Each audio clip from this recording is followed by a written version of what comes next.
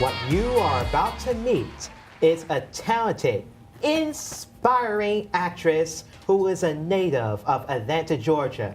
She has been acting ever since she was a child. In high school, she attended the DeKalb School of the Arts, where she majored in drama and minored in vocal music. She came to New York to study acting at the American Academy of Dramatic Arts. Max, you're famous already.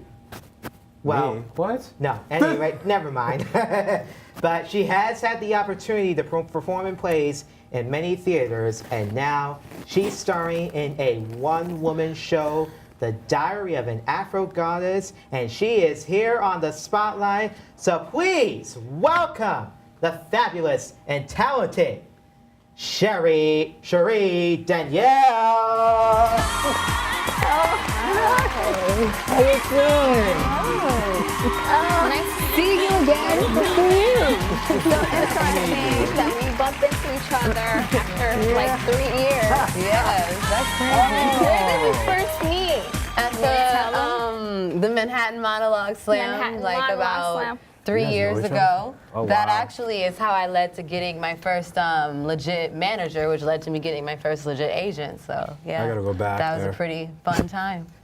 So you were one of the finalists when I first saw you. Mm-hmm. And so like how did you go from there? Like you met your talent manager. Yeah, Did I you met meet my him there? Or? Yeah, I met her actually the first round, which was like the 30-second slammer. And after seeing just the 30-second thing that I did, she decided to sign me. And then I was with her for about 2 years, and that's when she finally ended up hooking me up with my agent, and now they're just like my team, the two of them.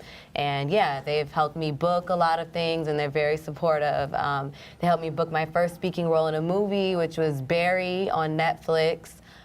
It's about President Obama's college years actually. And yeah, I had my first speaking role in that. And then I also had my first speaking role on television on the show called The Deuce on HBO that comes on October 15th, episode 6. So, Wow. yeah. That's awesome. So I heard you were talking. Sorry.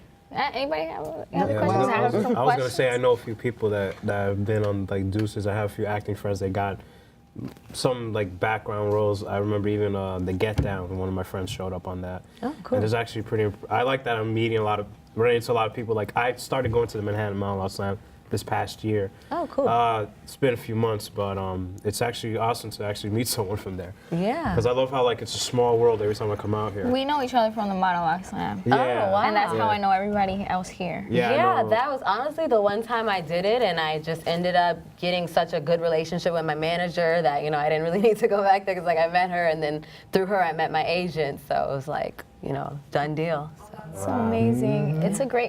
It's great fishing when you go to the Monologue Slam. Like, you can catch a big fish, or you can fish for years and years and years. Just don't Like- catch a shark, or she'll bite you at any moment. And, you know. Hey, I'm sharks sure. are I've seen awesome. her performance. Like, she's like a beast. And she sings. You sing too, right? Yeah, I minored in vocal music in high school, so I sing some in my one-woman show that he was speaking about, The Diary of an Afro Goddess. I sing some, I do some spoken word, although I don't call myself a spoken word artist because I only write poems every now and then, you know, either like if I'm writing something for a play or if I'm mad at like one of my ex-boyfriends or something, you know, so. So it's like mostly like just love, like inspired stuff. Yeah, or like, you know, like with my play, I mean, I have like one poem in there is like from something I wrote about a guy years ago, but I ended up putting it into the play. So I also wrote my one-woman show, so yeah.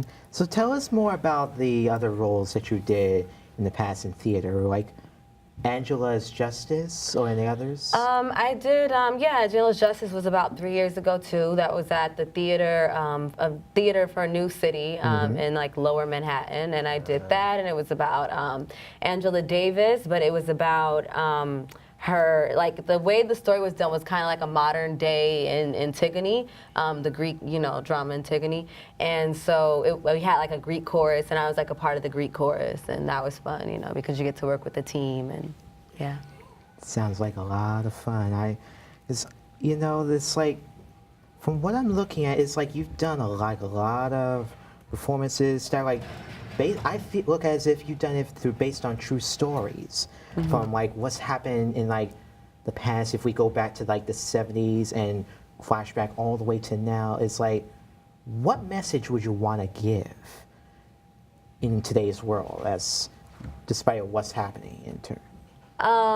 Well, yeah, I mean, even my one-woman show, as you said, it's set like kind of in a 70s style vibe, because my character was like born in like the 50s, so she like grew up, you know, in the 50s and 60s, and like, you know, as an adult in the 70s. So I have very much an old soul, but I mean, the show was inspired by a lot of stories from people in my family, my ancestors, my parents. A lot of the story itself is based on my dad's childhood, because my dad was born in the South during the Civil Rights era, during the Jim Crow era. So a lot of the inspiration came from that. But overall, when it comes to my woman show, like it kind of, what inspired me the most was today, because you see so much of like history repeating itself in a sense. Yes. So that's where it all connects to things that are happening today. I feel like sometimes people need to see, like especially in my show, how I talk about certain events that happened in the past, and it's kind of like, towards the end, you realize like, wow, this is like the same type of stuff that's still happening now. And I think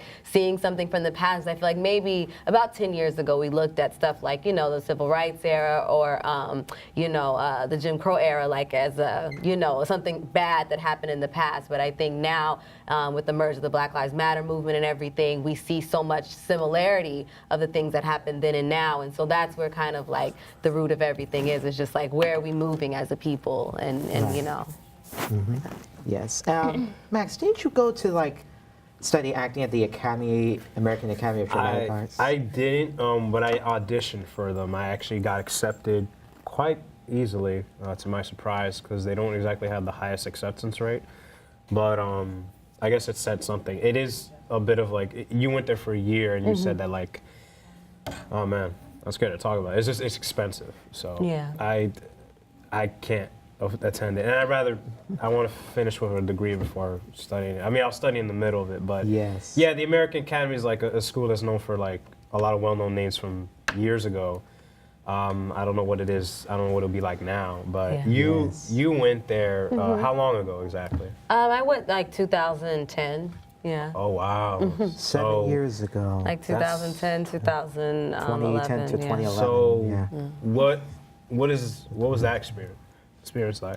It was a good experience. You know, it was a nice, that whole year was just me figuring out how to live in New York, coming from Atlanta. So it was just really just a whole year of adjustment for me. But yeah, I mean, it was cool. I mean, I don't really talk about it often. I mean, I guess, you know, it's in my bio, but it's not something I talk about much. Yes. But yeah. Yes. I wanted to ask, like, what inspired you to do the Diary of an Afro Goddess exactly? Well, I started that in my acting coach, Mariska Phillips. I've been working with her for about 3 or 4 years, and she started an intimacy project, which was a class that helped actors develop their own solo show. And so I started in a class, like the day one of the class, you came in with an idea. So I had the name of the show. I had probably like the first first 2 paragraphs of the show, and then like from throughout the class, it was like, I think the class went on for about 2 months or so, 2 or 3 months, and every week we do exercises that would help us get closer and closer to like how we wanted to tell the story, because it wasn't really like a writing class, it was more just like an exercise class for the actor, and like during that I got inspiration of things I wanted to put in it, just like through living life and like experiences in the class, and yeah, so. Can you give us one exercise or something, like an example? Or could you like just present the whole thing, your performance coming up as I'm the so Diary curious. of Afro? Like exercises? Like an exercise, and like a really simple exercise, the most simplest one that you can think of. Well, like each week it was just like, you know, a different thing that would be asked for us. Like I think once you had characters that you wanted in the show, she would be like, okay, so you want to have a love interest in the show. Okay, so next week come in and like pretend you're having a phone call, you know, with that person, and like you would come up with stuff from that, or she would ask like, what person inspires me most you know, as an actor. Like my inspiration is Josephine Baker. So I think one time she asked me to imagine if I was speaking to Josephine Baker, like what are the type of things I would say to her. So just different things like that. And, you know, just out of those little exercises, I would take notes. And some of it was stuff I really put in the play, and some of it was stuff that wasn't put in the play. But, yeah, it was just different little things like that. Yes. One last two Fascinating. questions. You said the Diary of Afro Goddess, it takes place in the 70s? Well, it's set modern day, but my character, she died in the 70s, so it's like, it's kind of stuck like in that kind of like funky era. Because the story, it takes place in kind of like a purgatory. And my character, Isis, is like the goddess of this place called the Goddess Lounge, which is a special place between like heaven and hell, and yeah, and heaven and earth, I mean. And basically, like her job is to like boost people to like get to that next dimension.